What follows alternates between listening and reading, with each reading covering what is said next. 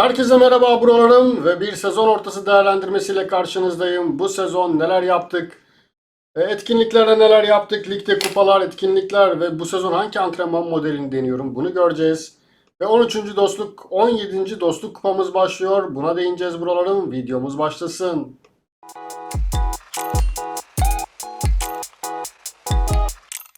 Evet buralarım ligde 82. seviyedeyiz ve 82. seviyede gayet keyifli şu takımlarla güzel keyifli maçlar yaşadık. Gayet de çekişmeliydi yani. Hem bu takım hem bu takım. Bu ikisiyle beraber bayağı çekişmeli, güzel, keyifli bir şey yapıyoruz. Bakalım birinci mi olurum, ikinci mi olurum? Şu anda pek bir şey görünmüyor ama Zlatan İbrahimovic'imiz gol kralı, zaten bizim takım şu anda güzel gidiyor. Şeyde göreceğiz. Kupalarda ise Elit Lig'de son 8'e kalacak gibiyim. Kalırım da yani. Çoluk çocuk elensin ve biz son 18'de, son 16'da bakalım neler yapıyoruz. Kupada elendim maalesef. Buraların kupada kime elendik? Bu takıma elendik. Bayağı da güçlüydü yani. Bakmayın böyle şey olduğuna. Yani çok güzel hazırlanmıştı. Kendisini buradan da tebrik ediyorum. Kupadan elendik. Şampiyonlar Ligi'nde ne yaparız? Belki kupayı alabilirim de gene bu o ligde elendiğim takım burada da var. Yani bu takım gene burada da var. Maalesef bu yüzden de çok bir şey. Bakalım son 16'da neler yaparız. Onu zaman gösterecek. Etkinliklere bakalım. Etkinliklerde neler yaptık? Etkinliklerde şurada. Zaten bu hafta içi, önümüzdeki hafta içi Perşembe günü hazır olun buralarım. O zaman da canlı yayınımız olacak. Kura çılgınlığında. Canlı yayın yapacağız gene. Gene bir iki bilet atarız beraber. Unutmayın. Perşembe ya da Perşembe akşamı gerçi Avrupa maçları var. Cuma akşamı yaparız. Kesinlikle Cuma akşamı ilerleriz öyle. Güzel, keyifli bir canlı yayın yaparız hep beraber. Bir antrenman modeline de değineyim bu sezonun. Daha sonrasında da dostluk kupamız başlıyor. Ona değineceğiz. Bu sezonki buralarım antrenman modelim. İsterseniz buralara ekran fotoğrafı alabilirsiniz. Kalecilerime direkt bu antrenman modelini yaptırıyorum. Sadece 4 tane kalecime bu antrenman modelini yaptırıyorum.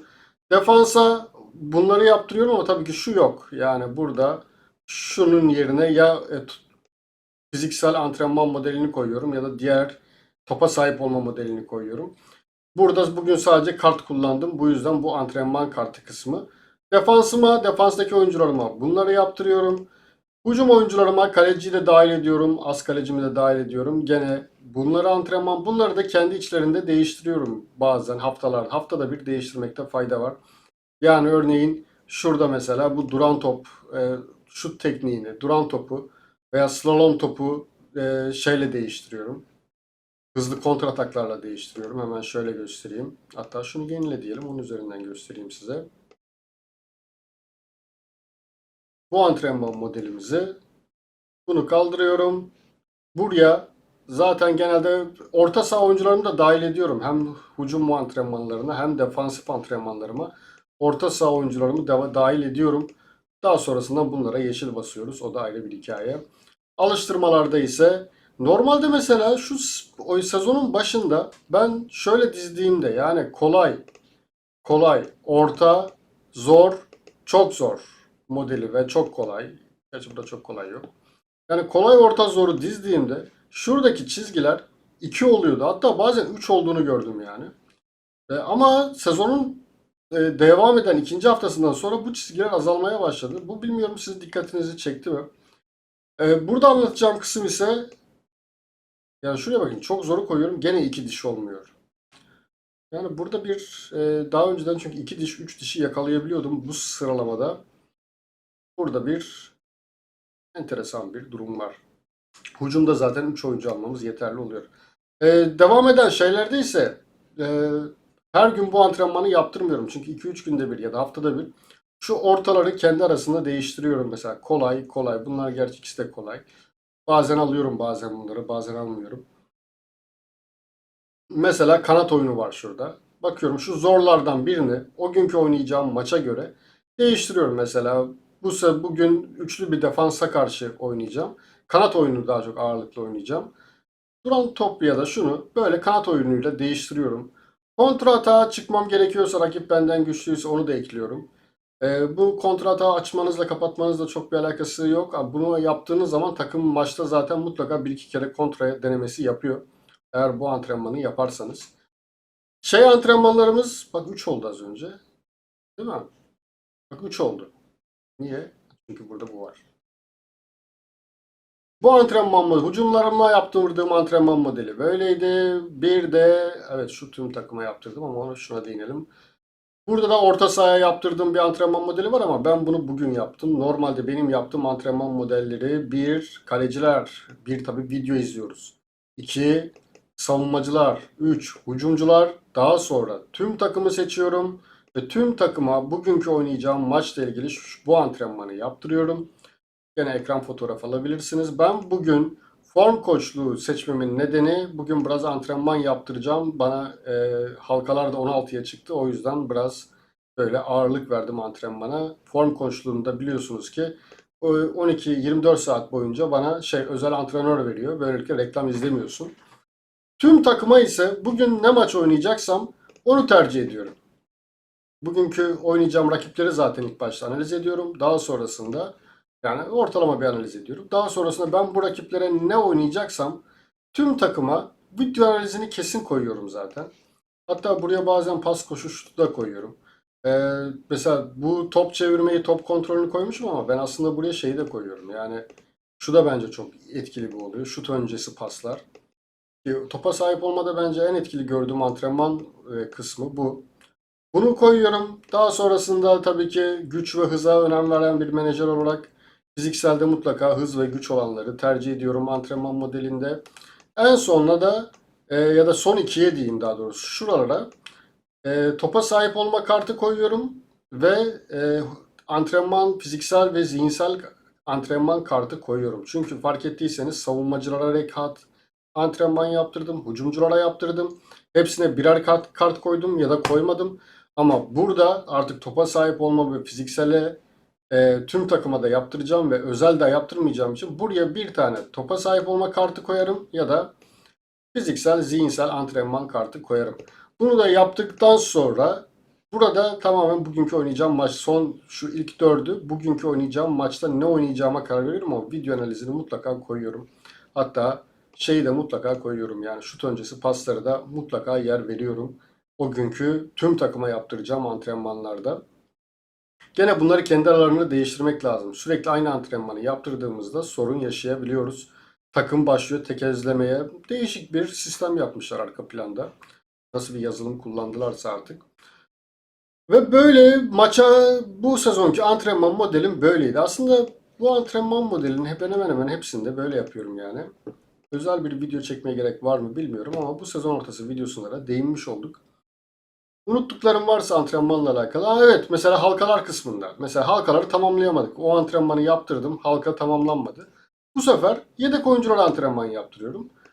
Yedek oyunculardan zaten ben yedek kadro mühendisliği burada devreye giriyor. En az 3 tane ST, işte 4 tane, 7 tane MC, 5 tane DC. Bunları zaten şurada görüyorsunuz. Ne diyor mesela? Hücumcularda evet, savunmacıda en az 4 tane bizden savunma oyuncusu istiyor ki halkayı döndürelim diyor. Topa sahip olmalarda 4 tane orta saha, kondisyonda da 8 tane oyuncu istiyor ki kondisyon halkası dönsün. Burada da 3'tür bu aslında. Hücumcularda 3'tü. 3 tane de savunma hücumcu istiyor ki şu anda bende hücum kartı oyun sistemi olmadığı için burada. Burada çünkü hücum şeyi kullanmadım. Neden? Çünkü mesela şuraya bir tane şey koyalım. Şunu koyalım. Burası hemen yanacaktır. Savunma gitti. Savunmaya da bunu koyalım. Savunma da geldi. Gördüğünüz gibi bu şekilde. Bizden en az 3 oyuncu istiyor. Yedekteki halkaları da böyle döndürüyorum ben. Bazen oyuncu sayısını da artırmakta fayda var. Böyle böyle halkaları döndürüyorum. Buradaki sayılara dikkat ediyoruz sadece. Bunları da böyle değinmiş olayım. Gelelim. Ha şeye de gelelim ya. Dostluk Kupası'na gelmeden şu dereceli şampiyonayla ilgili de konuşmak istiyorum. Burada tıkandık arkadaşlar. Burada tıkandık. Burada daha yemiyor. Yani sürekli yeniliyorum. Aslında enerjim de dolu. Gelin bir iki maç atalım beraber. 130, 154. Hep rakipler güçlü. Bazen böyle ucum basıyorum. Bazen asla bak kadroyu da değiştirmek lazım da. Taktik emirleri değiştirmek lazım bu kısımda. Atıyor muyuz? Atamadık. Böyle mesela Bunlara çıkmadan önce şurada her iki kanat uzun yapmışım. Sert ucun kontrayı kapalı tutmak istiyorum. Markaj bölgesel. Offside'ı kapatalım. Hep güçlü rakiplerle oynuyoruz. Top çalmamız normal olsun. Pres alçak olsun. Şunu aslında kısada yapmakta fayda var. Şunu bir karışık yapalım. Bir böyle denemek istiyorum. Bakalım böyle ne yapacağız. Normalde burada şeye kadar gelirdik yani. Bayağı da güçlü takımmış. Nereye kadar? Yani All-Star'a kadar gelirdik. Geçen sezon gelmiştik yani. Bu sezon ise hep 170'lik takımlar, 180'lik takımlar. Bayağı zorlu rakiplerle oynuyorduk. O yüzden de bir türlü All-Star'a gelemedik. Aslında buradaki şeyler daha değerli. Yani All-Star'a gelmekten ziyade bak adamda çift etki varmış. Şimdi buna biz topa sahip olma basalım ki topu onun ayağına vermeyelim. Evet, bence de. Ya da kondisyona basalım. Yok, neyse bir sonrakinde kondisyona basarız. Ne olduk? Direkt zaten burada görünüyor. 3-1. Burada bence şunlar daha değerli. Yani şuradaki seviyeler bence çok güzel şeyler çıkıyor buradan. Yani All-Star'a geçtik, orayı alsaydık iyiydi ama burayı geçemedim maalesef. Burada kondisyona basacağım. Çünkü çoğu menajer güç ve hıza dikkat etmiyor. Kondisyonu biraz zayıf kalıyor. Burada da gördüğünüz gibi yenildik. Gördünüz mü arkadaşlar? 150'lik takımı yendik. Enteresan bir durum. Tabii burada halkaların biraz full dolu olması, biraz da kısa topa dönmem ve kondisyona basıyor olmam orada etkili oldu biraz da. 150'lik takımı yenmiş olduk. Şimdi bir daha geri gelelim. Mehteren marşı takımı gibiyiz burada. Şimdi 162'lik yani buna çok topu vermek istemiyorum. Topa sahip olmaya basmak istiyorum ama işe yarayan planı bozmayacaksınız. Hayatın kuralı budur. Bir şey işe yarıyorsa onu bozma. Kondisyon işe yaradıysa onu bozmamak lazım. Bunu da yendik. Şaka gibi arkadaşlar. Yani gördüğünüz gibi güç farkına rağmen. Ama halkalarımız tam. Artı bugün antrenman kartı da kullandım. O şekilde çıkıyorum maçlara. Şuraya gelseydim aslında iyi. 5 tane kaldı. Bakalım gelebilir miyiz? Gelirsek de güzel, eğlenceli bir yayın olur. Gene 160. Gene çift etkili bir menajer. Gene kondisyona basalım. Çünkü ne diyoruz? İyi giden şeyi bozma. İyi gittiği kadar. Bence normal. Güzel yani en azından. Kafa tutuyoruz bunlara. Ama Mehteran gibiyiz. 2 ileri bir geri. 2 ileri bir geri. 33 ne kardeşim ya? Senin ne işin var burada ya? Seni burada öperler ya.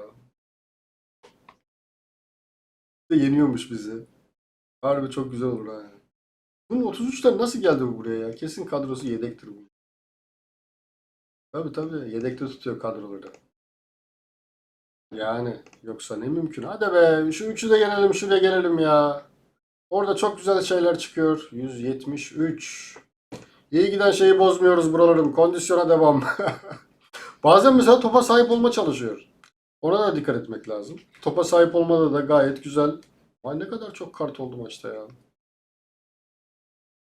Topa sahip olma da bazen işe yarıyor. O zaman da o iyi gittiği için ona devam ediyorum. Gene takımını yedeklemiş bir arkadaşımız. 5-0. Bakın bu beni çok kıllandırıyor biliyor musunuz? Yani çünkü demek ki maçların sonu önceden belli mi? Yani bana direkt o intiba uyandırıyor. Niye bunlar herkes takımını düşürdü? Başka bir şey mi var?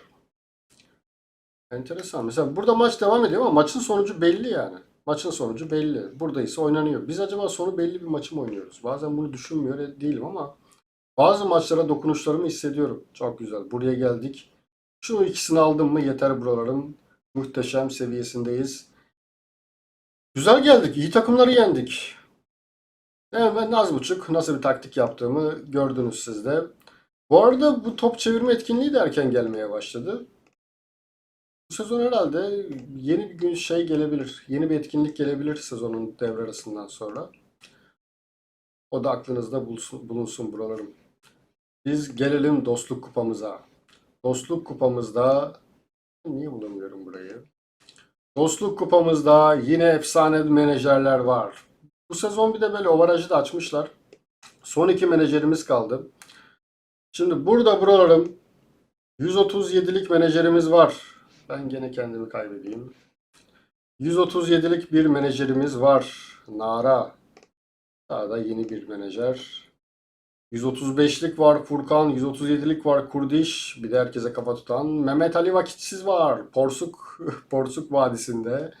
Şimdi buraya iki tane daha menajer alacağız. Discord'dan arkadaşımız yazmıştı. Ben de bilemedim kimleri alacağımı. Bu yüzden bir video paylaştım. Bilal kardeşim demiş ki Tostos ve Amid'i al. O yüzden Tostos ve Bilal'e daha düşünmeyeceğim. Çünkü dün bayağı düşündüm yani hangisini alayım diye düşündüm.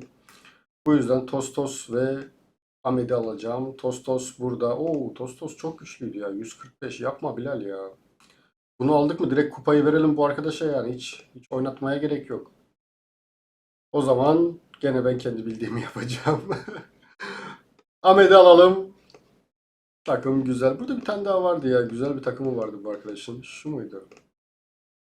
Ottoman Imperial. Bir tane daha vardı ya şurada.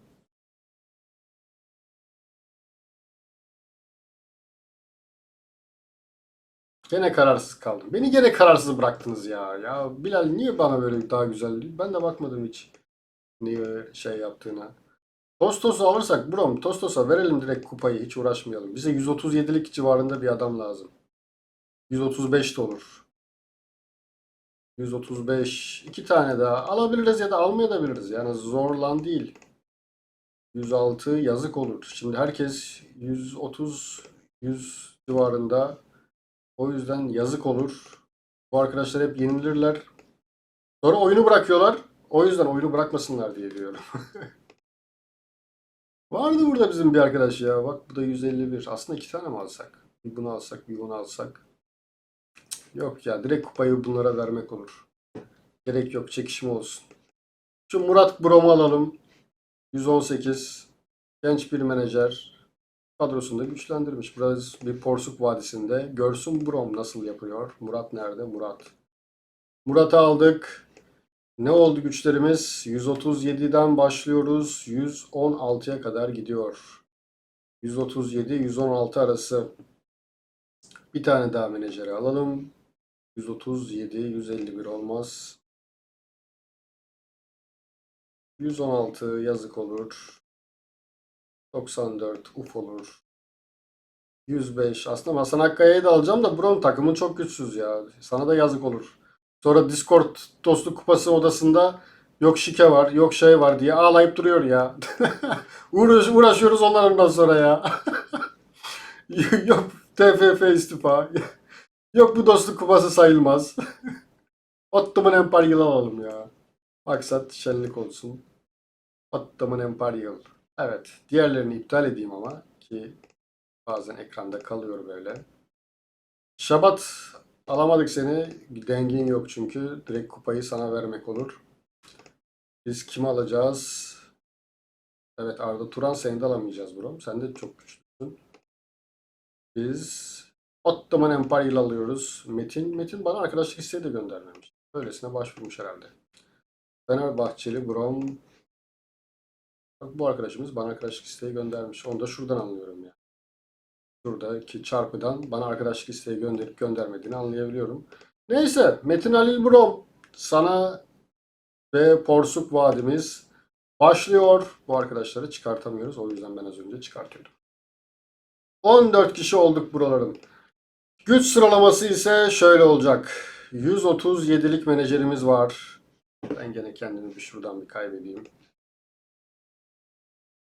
Güç sıralamasını da hemen yapalım. 137 var. 137'den 130'a kadar hatta 129 beni de dahil edelim buraya. Kaç menajer var? 1, 2, 3, 4, 5, 6, 7. 7 kişi birinciliğe oynayacak. 129'dan aşağıya ise yani 1 ile 7 arası ve 8. olan. O zaman birinci olana bir ödül vereceğiz. Bir de 8. olana ödül vereceğiz. Diğer arkadaşlar da 8. ile oynayacaklar. Gene logo veya forma olacak. Bakalım eğer logo veya forma tercihimiz olacak. Katılan tüm arkadaşların eline ayağına emeğine sağlık.